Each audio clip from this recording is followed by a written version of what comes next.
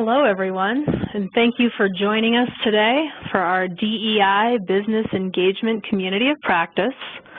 My name is Miranda Kennedy, and I'll be joined by Nikki Powis. We are on the DEI Technical Assistance team, and we are going to have our presenters today on our Community of Practice, Wendy Swearingen, our project lead for our Alaska DEI project, and Jim Kreshman, who is a Youth Transition Coordinator with Alaska's DVR.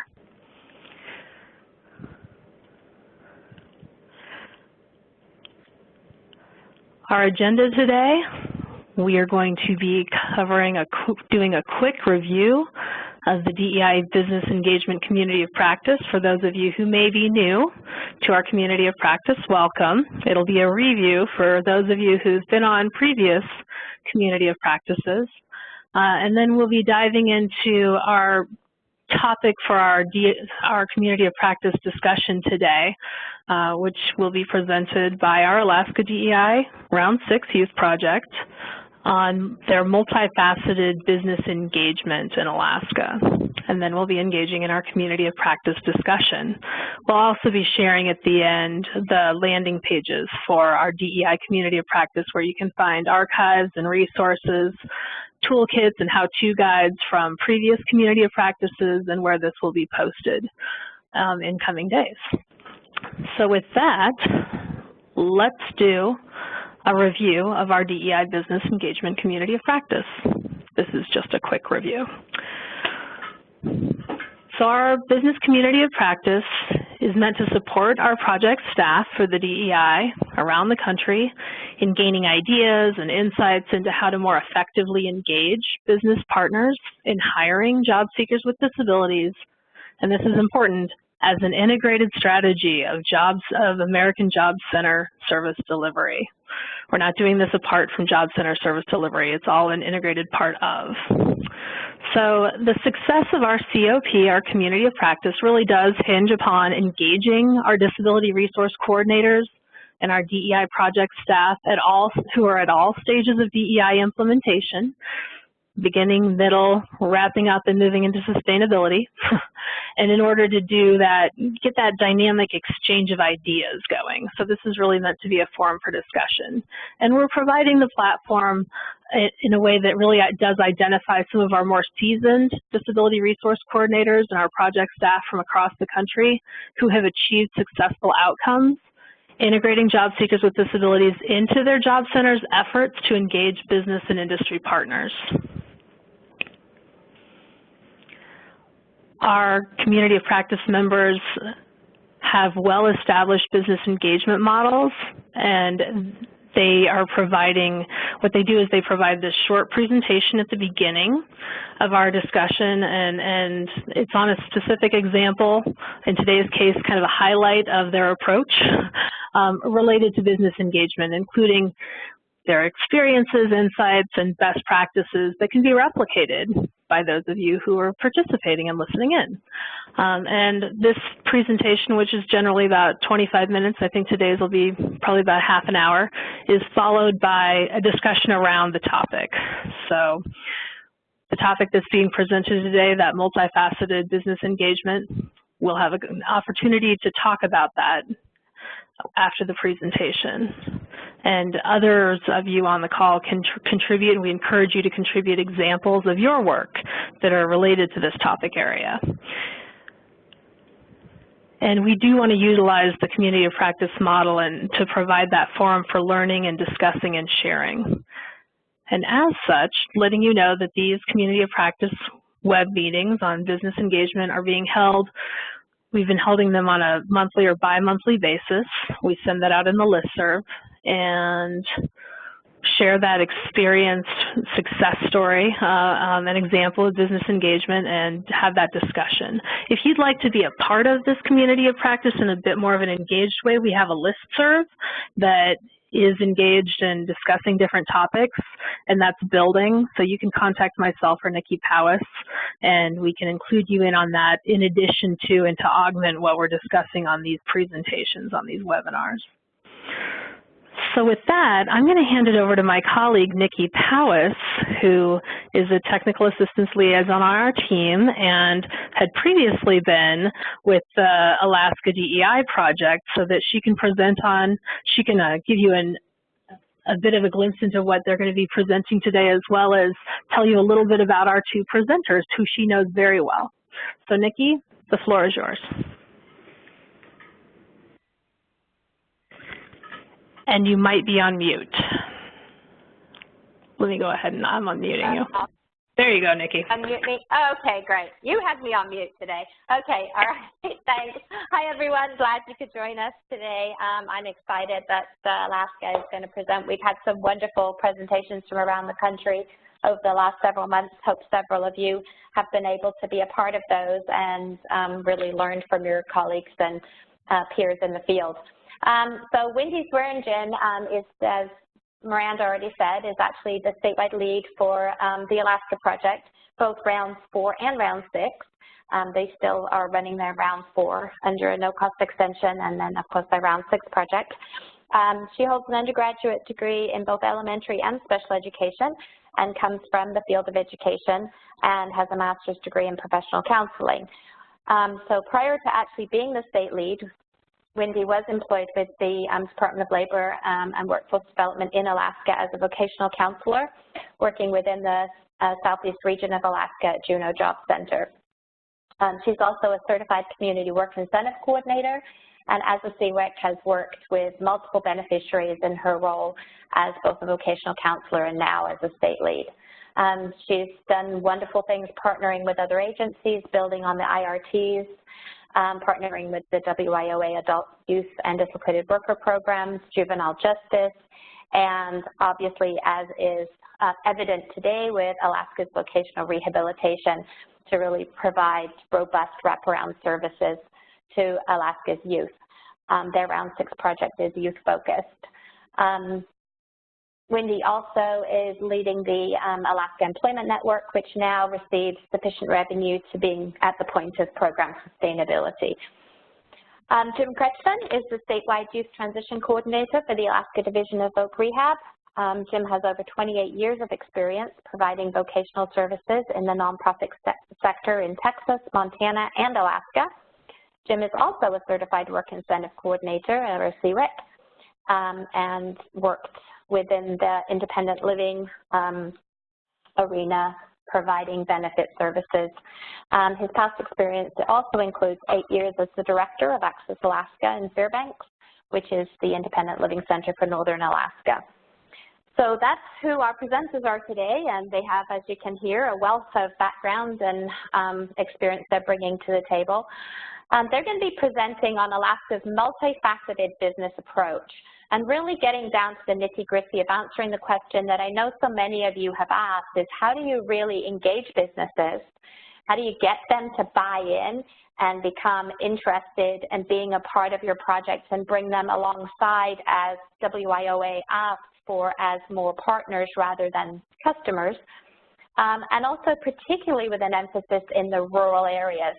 So with Alaska having such expansive rural areas, they're going to really talk to us today about rural Alaska and how have they taken business engagement into areas where really there is no infrastructure, nothing is in existence, and how do you help the youth with disabilities engage in career pathways where there is very little resources and very little economy.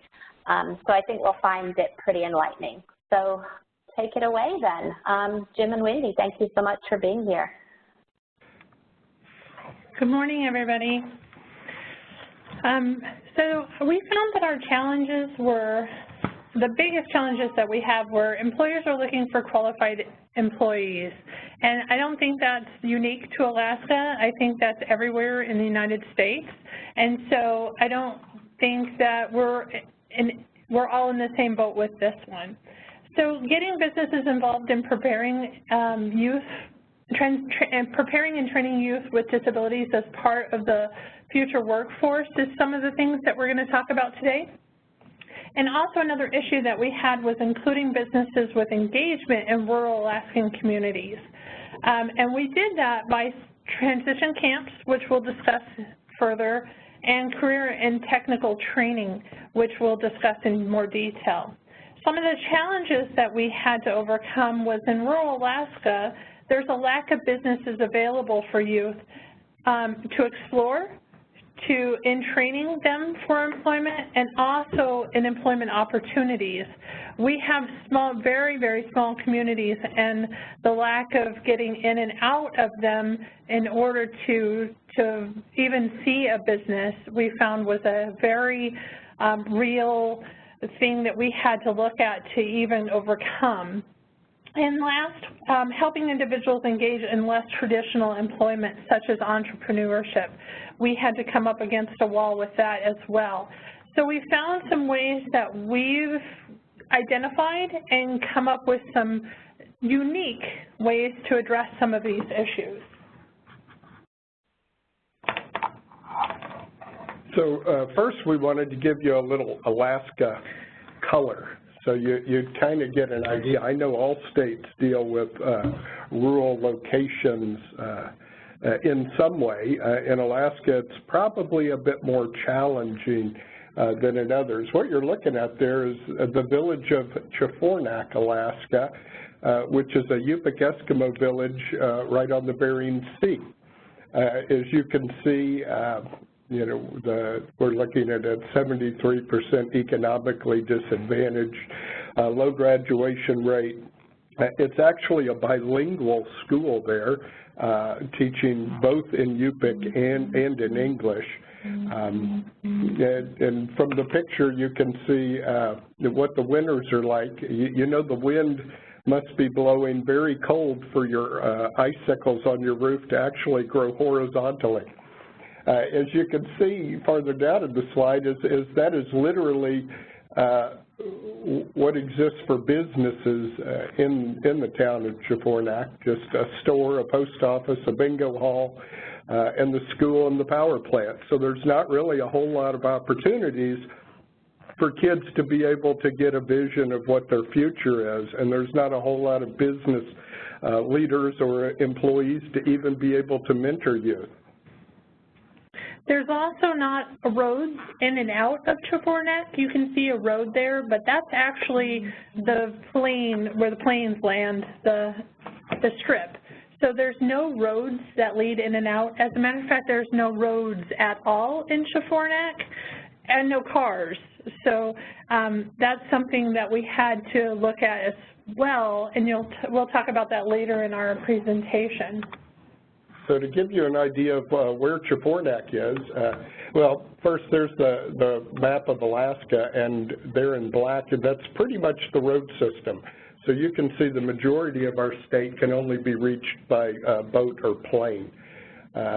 And from Anchorage, which is the big city of 200,000 in Alaska, it's 490 air miles, which is like traveling to deliver services from New York City to Charlotte, North Carolina.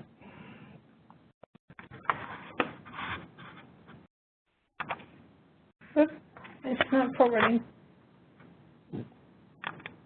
Sorry, computer issues. One of the ways that we found is most beneficial to us in delivering services to some of our most rural communities is through transition camps. What we've done is leverage some of our Alaskan businesses and post-secondary education providers, and we've to date had over 100 businesses that we've worked with to provide some of these transition camps. These camps are 3 to 5 days, depending on where we can go and when we get into them. And they're in rural school districts and the juvenile justice facilities. And we found with juvenile justice facilities, most of these kids are spending their formative years in these facilities, so we can go in and provide transition services to them on what life will be like once they get out, and they create these plans on whether they're going to college, into an apprenticeship, or into training, or into employment. And the same thing with some of these rural communities. We are partners, both Jim and I, with Department of Education and DJJ, the Department of Juvenile Justice, on these transition camps. They explore their careers, they work on work readiness, and some other experiences as well. But the most important part of this, as far as businesses are concerned, is we work with small businesses, we work with large businesses, and we work with businesses around the state in order to provide these students with the opportunity to get to know what is happening. And when we look at some of the activities that we are involved with transition camps, the individuals that go in, and we contract with special education teachers that go in and deliver the services. They work on connecting with the community and education and training, employment, independent living, and they focus on the student's future. When we talk about connecting with the community, they work with businesses in that community, small businesses, large businesses, and a lot of times just businesses that they can find, which you can see with Chafornak. There's not a lot there, so they'll do a field trip to the power plant to see how that actually is functioning, what kind of jobs are available in their area. Then education and training, a lot of times they do Skype interviews, or we do interviews that are over the phone, because we have found that sometimes connectivity is a big issue. So we can't always do Skype, but we'll do interviews over the phone with some like unions, or the Alaska Processing Industry Career Consortium has actually traveled with our team and done presentations throughout the week with our team. As a matter of fact, we just had one here at the Juvenile Justice Center here in Juneau, and we had a union rep who did a presentation, and he brought with him one of his newer apprenticeships, newer guys that is going through an apprenticeship, and he told his story, and he was there. He just graduated from that particular Department of Juvenile Justice in 2004. So for those boys to make the connection was very powerful, and it was really a great way for them to see where their future could go. For employment, we work with a lot of small business owners in the area and a lot of entrepreneurship to see where where we can go with their future and what kind of businesses that they can run eventually. And then for independent living, we also work a lot with Wells Fargo, and they come in and do some financial literacy with the boys or the girls that are in those camps, so that they can really get an idea of what kind of information they may need in the future to open up a banking account, to really look at credit cards and what is the catch-fall with credit cards, and all that information that surrounds financial literacy. So if you notice at the bottom, Alaska Economic Trends is Department of Labor's magazine they put out for businesses in Alaska, and Transition Camps was able to rate enough to get a very small article in the magazine, mainly because it was around the whole business engagement piece, not around the kids with disabilities, but really business participation in our transition camps. At the time of writing, there was only 60 businesses that participated. Now we're way over 100. You know, and it points out from our student exit surveys that the number one thing that kids walked away with from transition camps was being able to hear the stories from business people, what they had been through in their life, the barriers they had overcome to get where they are today. And it's, you know, to find out that how important that is to kids and their vision of the future and where they can possibly be. That business engagement piece provides really the core of the curriculum.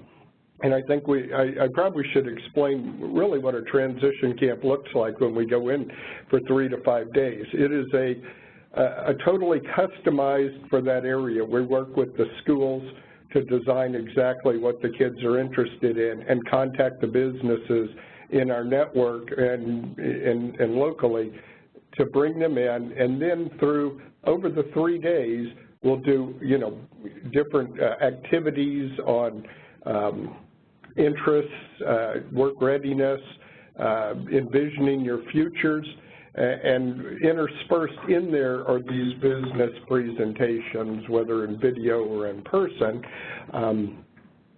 And then by the end of the 3 days, the kids have been working through this to develop their own person-centered plan.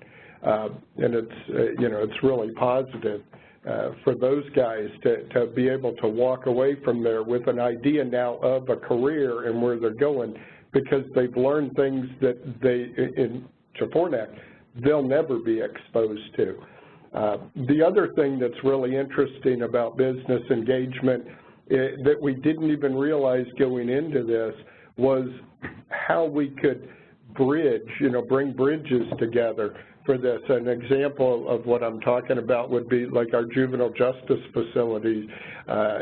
Wells Fargo came in and did a financial literacy piece with the kids that were in the juvenile justice facility. And then they committed to come back 12 more times to continue to working with the kid. It's hard to talk businesses into coming into a juvenile justice facility. And for them to make that kind of effort to continue to want to work with the kids was really powerful, and it's something that juvenile justice, that was the staff there's big takeaway was, you guys built bridges to the community for us. And before we move on from this slide, I also want to point out that all of our DRCs present at every camp. They present on our program. They also present on, because we are part of the AJC system, they present on what is available at each AJC, and then they make that connection as well. So I did want to point that out as well. So the career and technical education piece we wanted to talk about, this is kind of our second prong, and really I don't know that it falls perfectly into business engagement the way we traditionally think about it, but Wendy and I, as we were working together on projects, thought, DVR has to do pre-ed services, which are, very, very basic job exploration and work readiness training. Let's turn it up a notch, and let's see what we can do to start giving kids really, really more career-focused. And by combining our funding, we could do that. And so we don't have the kind of funding to go out and build an infrastructure of career and technical stuff. So we wanted to leverage partnerships with stuff that was already in existence. And so we developed partnerships with 3 different places, NACTech, which is a regional technical training center here in Alaska, and Excel Alaska and Voyage to Excellence, which are what we call variable term residential facilities. And so all 3 of these have dormitories, and the curriculum they provide is totally driven by industry in those regions of Alaska, and these 3 are spread out over the state. So, the kids that are coming to these 3 facilities are coming to get training that was designed and approved by businesses in those different areas. And they also provide bridge programming that extends from their program to post-secondary education straight into work experiences and apprenticeships. And so being able to partner with them, what our desire to do is we want, these kind of programs are semi-expensive. They're funded by industry. They're funded by school districts, Department of Labor dollars and stuff like that. And these programs are typically for the kids that are the best and the brightest. They have to be successful. Our goal was to take our money and leverage this so that kids with disabilities could be included in these programs. So what Wendy and I do is we provide funding to all 3 programs for any kid with a disability that they bring into their program, with the idea that our funding provides the extra staffing, assistive technology, accommodations that these kids need to be able to be successful, to leave these programs with the stepping stone credentials that they're going to need to be able to take advantage of that bridge to post-secondary education or to employment. the cool outcome of this has been, by us investing money in just regular programming, is now programming is starting to expand at these centers for lower and lower functioning kids. Examples of some of the industry involvement, NACTEC Alaska, NACTEC has got, they do a lot of stuff around heavy equipment because, construction in rural Alaska is one of the few industries. There are the mining, building runways and stuff like that. CAT donated all the simulators for doing, driving the trucks, doing the backhoes and things like that. So these organizations already have those industry partnerships. We just used our money to leverage our way into these partnerships. Yeah, I think it's very important that the kids have these real-world experiences, that they're really getting hands-on learning for some of these, for these 3 programs. And we really wanted to give you an example of what they're doing. So at NACTEC, they have if you guys have seen Bering Sea Gold, it's a show on one of the channels, I'm not sure which one, but it's all about searching for gold in Alaska. And they use these huge dredge machines to dredge up the gold. The kids actually took and built a dredge project. It took 1.5 years, but these kids came in and the industries up there came and taught them how to weld, how to put the equipment on there, how to use all the different, tools that it takes to build a dredge. And they built this dredge. Tell me the name of it again. Slooshy. Sorry about that. So they actually took and from scratch built this dredge that is now working in their industry up in Nome, Alaska. And you can see from the bottom picture, the first time out, or the time out, they actually found some gold. So these kids actually built it from scratch with guidance and training from the businesses up there.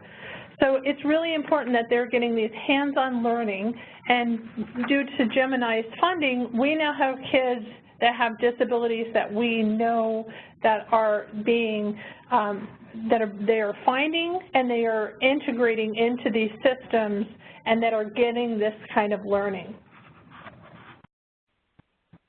So 2 other partnerships that we've created and that we're working on right now is entrepreneurships. So we have found 2 different programs in Alaska that we have, again, went to them and have got them to start identifying individuals with disabilities and start integrating them into their systems. And so using this kind of funding and kind of going in and talking to them and getting them to realize that these individuals can benefit from these individuals working with them. We are partnering with the Juneau Economic Development Council on their Junior Achievement. And this is made up of, in order to teach key components of work readiness, the entrepreneurship, and then the financial literacy that goes along with it. And then in Alaska, in Anchorage, we have the Alaska Chamber of Commerce, which has the Business Week. This is a week-long summer program, which is kind of like a camp. They go in and from start to finish, they build a business program. They pick a business. They build the plan from start to finish on how a plan works, what the financial piece of it is, and what the outcome of the business could possibly be. They work together with business executives, top companies in Alaska, and it gives them a real competitive edge. We found with rural Alaskans that sometimes the jobs aren't there. They may have the skills, they may have the abilities, and let's take Chafornac, for example. We have so few businesses there that we may have a kid that's great at plumbing, and there may not be a plumber there, but they could create the jobs that is available for their community. So these are really great opportunities to get them into programs or into this business week that can show them how to create a job that will take it back to their community and be self-sustaining in their own community. Yeah, I'll just add, I think it's hard sometimes to imagine like, oh, somebody goes away and comes back a plumber and then starts up a business in a town like Chafornac that actually has no sewer system. They use honey buckets.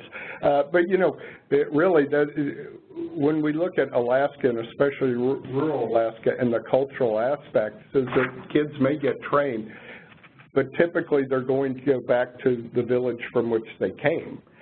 Which may not have any business opportunities. And so this entrepreneurship, while it may seem a little strange, is really, really important because a lot of these families fish for subsistence. They carve ivory to sell to tourists and stuff like that. So it's really important that they develop these entrepreneurial skills if they're going to be successful. And we define success in rural Alaska a lot different than people from the city would typically design it, but to be able to live and do the lifestyle that comes from their tradition, being able to do that in relative comfort is a lot of times going to depend on your ability to how do I market my fish? How am I going to be able to market my carvings that I do and stuff like that? So this is really important and really needed in rural Alaska. And so the more kids that can get these really basic concepts on running a business, the better it is in these rural locations. So we just kind of wanted to give you an idea of when we're working with these two programs that do entrepreneurship, the amount of businesses that come in and help with these.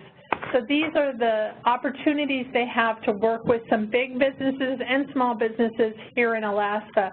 And you can see probably some familiar names that you might recognize and some you don't. But Alaska Airlines is a huge contributor in Alaska.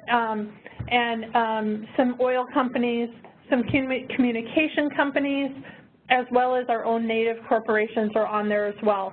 So these are the kind of companies that come in and help these kids during both the business week and during junior achievement week to really help the kids one-on-one to learn how it is to be an entrepreneur and what it takes to move forward.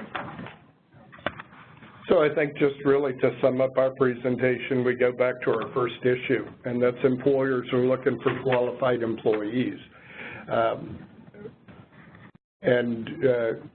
So that's what we've tried to do here in the projects that we're either by taking businesses out to give kids an idea of where they want to go, or by leveraging our funding to get kids with disabilities into specific career training, is that businesses are participating with us in these things because that's what they want, qualified employees. And so we're working on giving them what they want. Absolutely. So here's our impacts and outcomes that we've had for each of the three programs that we're working with. Our transition camp so far, we've worked with 100 different businesses that have participated with us, and we've served over approximately 300 students since November of 2015. And it ranges, the transition camps, between 4 and 24 students per camp. Sometimes in rural Alaska, we can only get 4 kids there, and we're okay with that because it balances out, and other times we can get 24 kids there. So it just depends. In our career and technical training, we've increased to serving approximately 15% of individuals with disabilities. They weren't counting before. Like Jim said, they were looking for the cream of the crop. Now we've integrated into their system, and they've got about 15% of their population going through that have disabilities. And some of these we've only worked with since December of last year, so December of 2016. And Voyage to Excellence we've worked with a little bit longer than that. But we've served approximately 100 students, and we're estimating 150 by the end of this fiscal year, which is just a couple months away, June 30th of this year.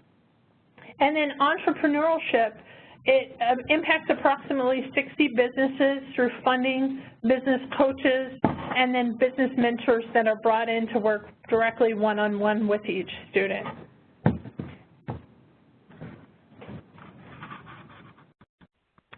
So Nikki, I will turn it back over to you because these are your discussion items.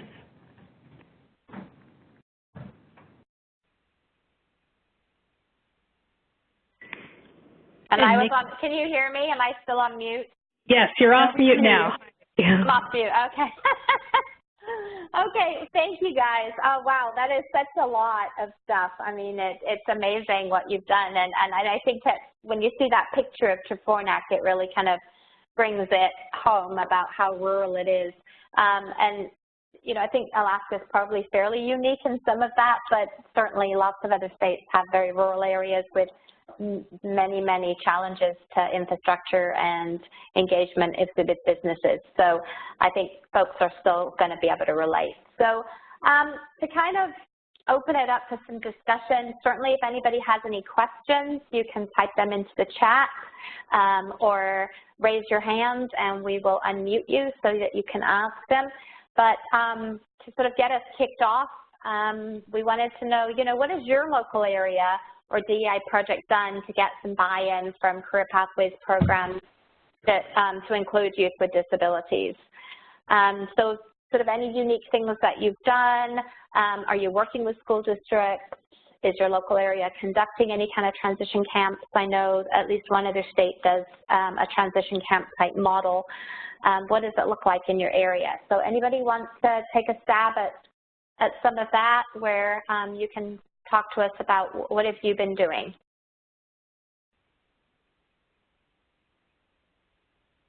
Do we see any hands raised, Miranda? Well, and as a reminder, because we do have, it looks like we have a few folks who are new, and just to take you to the next slide and let you know, we do have on the right-hand side, you can click on the raised hand icon to let us know you'd like us to unmute your line. We're very friendly. We don't bite. We'd love to hear your voice and your input, get some more voices in on this discussion and thoughts. You can also submit a question in to the host or the panelists, and you just can use the chat or the Q&A box. They're also on your right. Just click on those icons and pull that up and hit send to the panelists and type your message in there. We do have one question that came into the panelists a little bit earlier in the discussion, and we'll go ahead and start with that while other folks are finding their buttons to push and type things in. But we had someone had asked, are there any type of state programs that might help or maybe subsidize young people who want to try to start a business? So are we talking specifically Alaska? You know what, that's a great question. Why don't we, anyone else on the call with us can maybe type in the chat what's going on in their states in response to that question about types of state programs that help or maybe subsidize young people who want to try to start a business. So we'll ask our participants in our COP to do that while Wendy and Jim can speak to Alaska. Does that work? Yeah, it does. So in Alaska, especially for people with disabilities, we have the Mental Health Lands Trust, which also funds our mental health trust. We have a micro-enterprise program there so that people can get funding to start businesses. It's a match program, so you can use VR money to match the trust money and get a maximum of $10,000 that way, or a pass plan if you're on Social Security, use that as a match and things like that. Also, our economic development councils in the bigger cities also have different kinds of programs. The one here in Juneau runs a statewide think tank for small businesses where people will come in from all over the state to participate in that. They'll brainstorm ideas. Each small pod of people will agree on an idea, and then they'll work through funding. And that's how, I can't give specific examples of who would fund, but from those kind of conferences they do around small businesses, part of that is identifying funders for that, so that, you know, there are, I know opportunities exist for fundings, but besides your typical try to go to a bank and get a loan. I also want to point out, since my partner is in the room, that DVR can also assist with if they are somebody that has a disability. DVR is also there to help with creating a plan and helping to find that funding as well, if that is a possibility and they qualify for DVR services.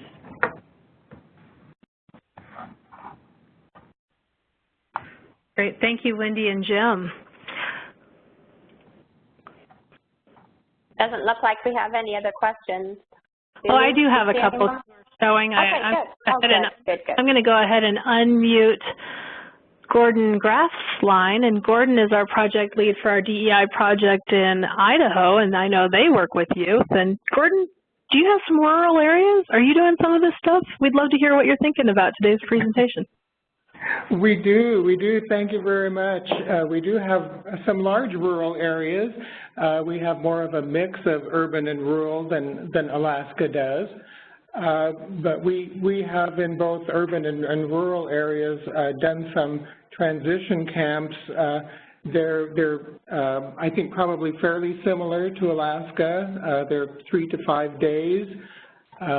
Focus a lot on career exploration and work readiness skills. Each day, the participants will take a business tour to one of the businesses in the area. Earlier in that day, they'll have done some research on the business so that they'll be aware of the industry sector and be able to understand and ask questions of the business. We typically will include a financial literacy aspect with debt reduction services or another credit or banking representative coming in. Trying to think here. For the types of school districts, it will be a mix of the larger school districts. It'll often be 18 to 21-year program. With the more rural school districts, it can often be a mix of both students with and without disabilities.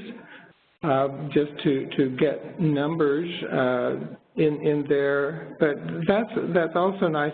That mix makes for great discussion as well. That's the basics of what we're doing. One difference probably is that ours is really disability resource coordinator centric.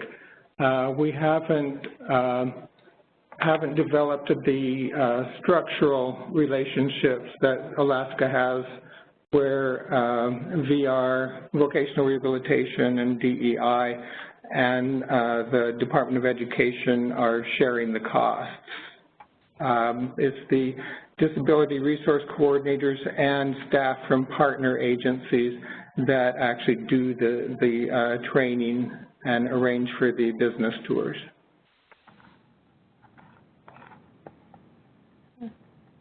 Thanks, Gordon. That's great. I was going to ask Alaska, and maybe, Gordon, you could answer this as well. What do you think your secret's been for actually getting, school districts are very concerned about making sure that they're maintaining the curriculum that they have to maintain and getting the number of hours in the classroom. And so Alaska's been successful in getting these kids, out of their normal curriculum for, up to an entire week of school. Has that happened also in Idaho, and how did you manage that? Or maybe Alaska wants to take it if it hasn't. Well, almost any time we start going into a new area, that's one question that comes up, especially coming into a juvenile justice facility, because these kids need to be in school. And so we have to talk them through it. Everything in our transition camp is aligned with the content standards for education. That helps with the cell. The people that we contract with to provide our transition camps are all spec ed teachers, so that travel and deliver this, trained in workforce, but they are spec ed certified. And so, they bring a depth of knowledge to that a school can accept, that it's not really, outside people coming in. Of course, in rural Alaska, it's not quite the struggle. When most school districts are underperforming already, a couple of days, they don't see a couple of days of missed class as being as important as really in a big district like, say, in Anchorage or Juneau, where they're, nose to the grindstone, kids have to have the credits. It's a little freer, and so it's a little easier in rural Alaska to be able to get that time. But we still, the history teacher wants them in there. But the reality in rural Alaska,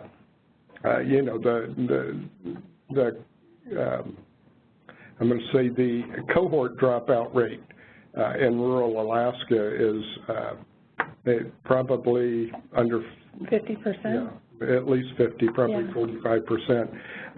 So a school is really, they're interested in what can we do to make school interesting and keep kids even coming. And what about you, Gordon, in Idaho? Have you had similar experience with your schools? It depends on the school and how they're structured, and also the level of how do I say? I'll start over again.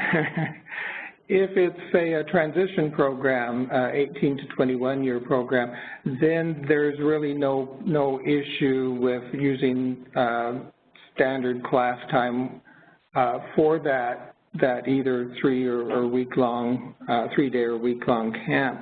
As we work with more of students with 504 designation, then it does become more difficult to do the scheduling.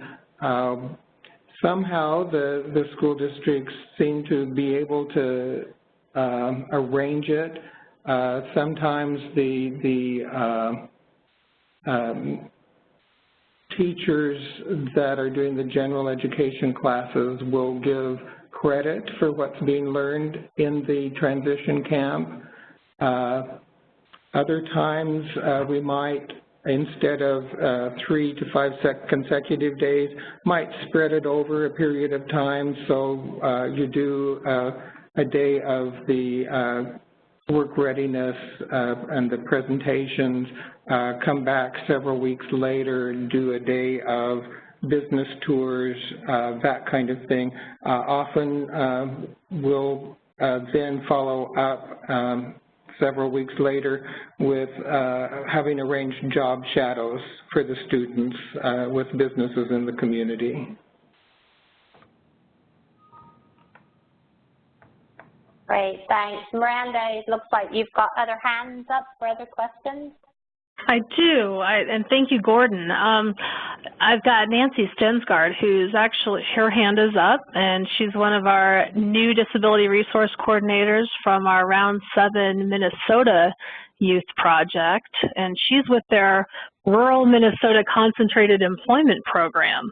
So she's been on board since February, but she's got a good background with a lot of this stuff. So I'm curious to hear. Nancy, hi, I've unmuted your line, and we're looking forward to hearing what you have to share. Nancy, you might be on mute on your end. Oh, nope, you've just muted yourself there. And can anyone else hear Nancy? No, we can't hear her. No. Okay, and Nancy, it looks like you are probably in the voiceover internet. Maybe you could type in your question on the chat or comment.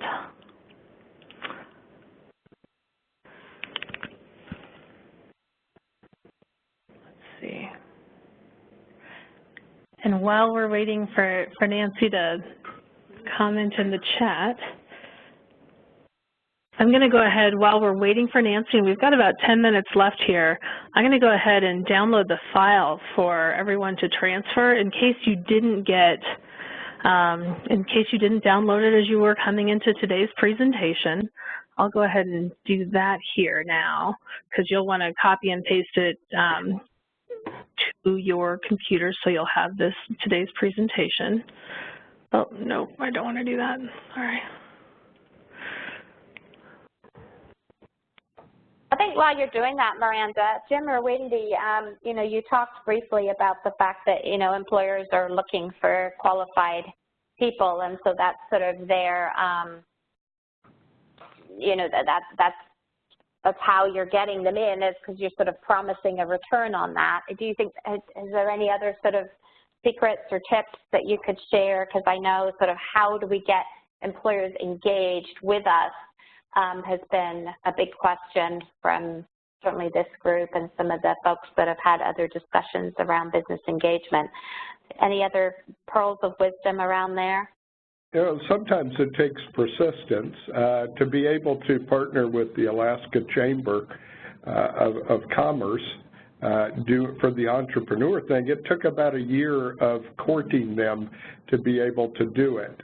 They don't like working with the state because the state's always changing where their money's going. And they found it very frustrating and weren't interested in getting involved. It wasn't really the disability aspect, but so it was just continually contacting them and talking about what we can do. But we found, and I think our transition camp team has never really had much difficulty, of calling people. If you can lay out a good plan, why they're there, what the outcome is supposed to be. We prime the speakers on, what we're looking to get out of them. I think we've had an amazing response to business in doing that. I think it's also worth mentioning in this is that Wendy and I put out an invitation to provide summer work experience, and we did that to school districts and nonprofits all over the state, probably a list of 100 and something. And the invitation was almost like a grant proposal, but we call it an invitation because it's not a competitive process. And we had 16 organizations, 3 of those school districts, respond to that. And so starting in June, we'll be running a summer work experience that is projected to serve 230 kids. And those kids will all be, well, not all, but probably, we wanted to make it available to any level of disability. But the majority of kids are going to be placed in businesses all around Alaska, and that's serving both urban and rural areas. I think another secret that is not quite a secret is that some of these businesses have money that they need to spend on outreach and getting involved in the community, like Wells Fargo. And for us, it was the Alaska Seafood Alaska Seafood. They have money that they have to spend, and so when we contacted them, they were more than happy to come in and do their presentations for us because that's part of their outreach services. So if you can find those businesses that it's written into their business plan that they need to go out and outreach to the community and partner with them, that is a great way of getting businesses involved. Because we've found some that really just need to do that for part of their business plan, or their company has requested it of them. And really being able to partner with us with transition camps makes their travels to rural areas more productive. Mm-hmm. Because they know when they get there, there's going to be a captive audience. So they have an event, and so if they can time those things with job fairs and other communities nearby and stuff like that, it makes it more financially viable for them to go to areas of the state where they really would never think of going because it just wouldn't be productive enough. But by partnering with us and being part of that, they're able to get more value out of their travel budgets. Great, thank you guys so much. We have just only 5 minutes left, and we do have another question from Mark Prindle. Mark says, I work with a group of veteran workforce specialists that work with disabled veterans in Maryland, assisting them with finding employment opportunities. Do you have any apprenticeship to hire programs, and what are they? And maybe beyond Alaska, we have a really small amount of time, so maybe people could put it in the chat, or we could share emails and you could share information beyond today, but just off the cuff, anything? We do have apprenticeship for hire programs here that we've created in Alaska. In our job centers, we have 5 that we are piloting in 5 of our job centers. They are youth focused, so they're up to 24, but we have apprenticeships that last 6 weeks. And the idea is to get full-time employment out of them. We have a couple of our DRCs that have done that. They've gone from the apprenticeships into full-time employment. We have one that is working on an apprenticeship right now. She went from our internship, and now she's working on going into an apprenticeship in the medical field. We have another one that in Fairbanks, she just got a full-time job. She's doing wonderful from what I understand. We have another one in Matsu that she went from our apprenticeship and she went into a full-time position and has been there for approximately 3 months now. So the whole idea of our apprenticeships are just that. It's a stepping stone, but it's really to give them a good foundation on what they should expect in employment and to kind of work on their skills while they're in that apprenticeship program. So we do have that that we're piloting, and I don't know if we're going to add any more, but right now we're at 5 positions. So that's kind of what we're doing right now in Alaska. You know, thanks, Wendy. We probably need to move on, but one of the things I wanted to say is, because people still have questions, is remember this is a community of practice. So I'm going to be sending out more information, but folks need to let us know if they want to be part of that and have other questions of other states that they can learn and share with their peers. Go ahead, Miranda, sorry. Well, and Nikki, I was going to let you know, too, kind of along similar lines, on May 23rd, and I don't have it in the PowerPoint here, but May 23rd, we're going to be hearing from our Massachusetts DEI Round 5 project on their work-based learning experiences, which are multi-week and learning opportunities, and some of those have resulted in direct employment, but it's a different variation on that. But we do want to look forward to having all of you join us on that discussion we're going to be having next month on May 23rd, which is a Tuesday.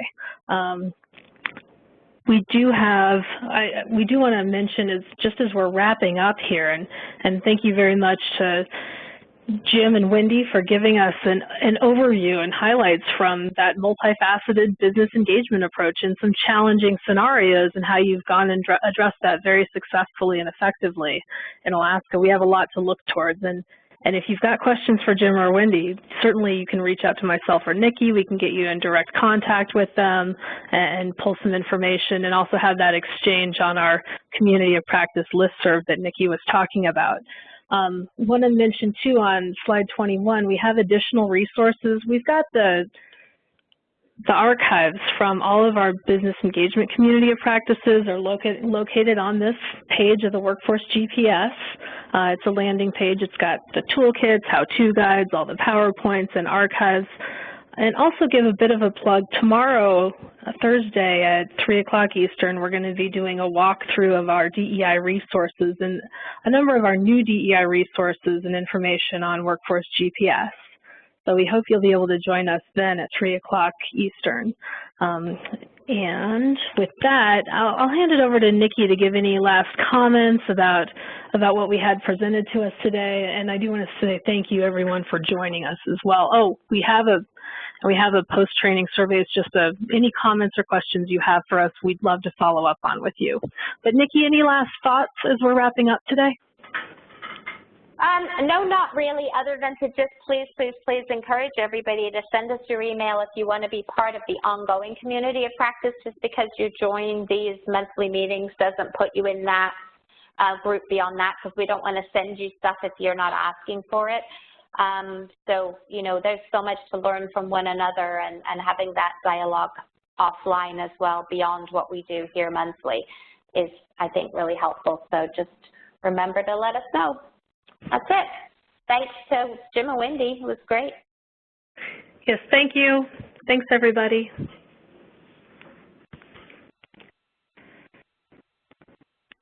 Bye.